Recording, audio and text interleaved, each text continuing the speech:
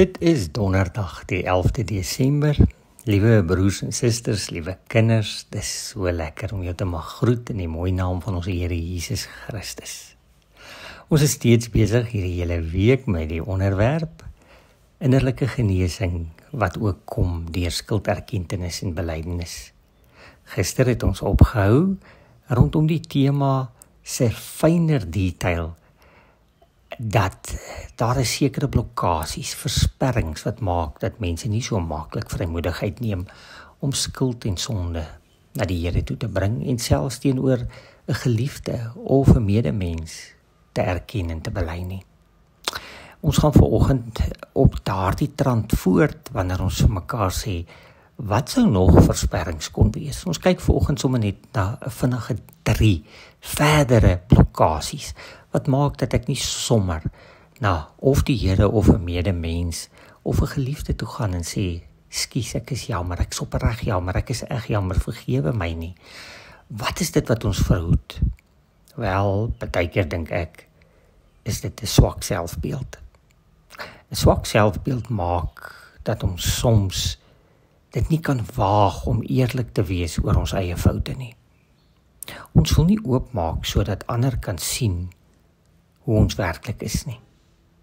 Ons besef nie dat belydenis, vergifnis en aanvaarding juis nodig is om die geskende selfbeeld te genees nie. En dit sluit natuurlik nou aan by 'n valse stukkie trots, nê? Ag, kom ons noem dit soos dit is, valse trots. Want valse trots veroorsaak dat ons onsself probeer voordoen as iemand sonder foute. Julle hoor die swak selfbeeld ook in valse trots, want dan bewaak ons sondige geheime en ons skuldgevoelens begin in ons ophoop en dit maak dat ons al meer en meer toemaak sodat niemand tog sal agterkom wie ons regtig is, want ons het so vrees vir verwerping, so vrees vir ervarings en gevoelens van ons is nie goed genoeg nie, dat ons alles in ons vermoë doen om ons swak selfbeeld te regtig weg te steek en dit met 'n stuk valse trots, met 'n stuk voorgee lewe. En is dit nie presies wat ou Dawid ook gedoen het toe hy daar die groot sonde pleeg teenoor die Here nie? Hy het dit probeer wegsteek. Hy het planne gemaak die kant toe en daai kant toe.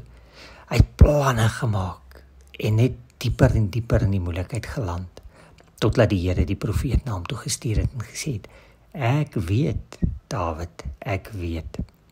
En miskien moet ons dan sê, vrees vir die Here se oordeel en straf veroorsaak ook dat mense ons sondes geheim probeer hou, net soos 'n koning Dawid. Maar kom ons herinner ook vir mekaar daaraan, dit is onnodig, want God weet alles. En God kom per slot van rekening en verseker ons van sy vergifnis en sy liefde vir elkeen wat in ons Here Jesus glo. Hoe wonderlik is dit nie? En mag hierdie Kersgety juis dit weer by ons ontwaak en openbaar. Geliefdes, mag jy dus met minder vrees, met 'n beter en 'n goeie selfbeeld en sonder valse trots voor die Here begin lewe. Ons bid dit vir mekaar as geskenk in hierdie Kerstyd. Amen.